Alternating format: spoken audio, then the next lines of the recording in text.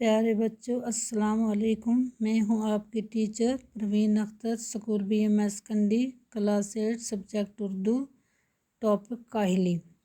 کاہلی ایک ایسا لفظ ہے جس کے معنی سمجھنے میں لوگ غلطی کرتے ہیں۔ لوگ یہ سمجھتے ہیں کہ پاؤں سے محنت نہ کرنا، کام کاج اور محنت مزدوری میں چستی نہ کرنا، اٹھنے بیٹھنے چلنے میں سستی کرنا کاہلی ہے، مگر یہ خیال نہیں کرتے کہ دلی قوی کو بیکار چھوڑ دینا سب سے بڑی کاہلی ہے۔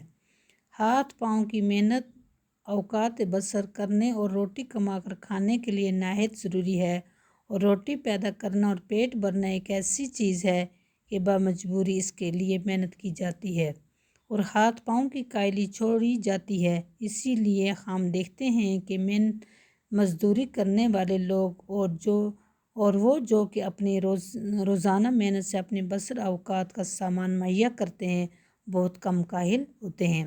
محنت کرنا اور سخت کاموں میں ہر روز لگے رہنا گویا ان کی طبیعت ثانی ہو جاتی ہے، مگر جن لوگوں کو ان باتوں کی حاجت نہیں ہے وہ اپنے دلی قوی کو بیکار چھوڑ کر بڑے کاہل اور بالکل حیوان صفت ہو جاتے ہیں۔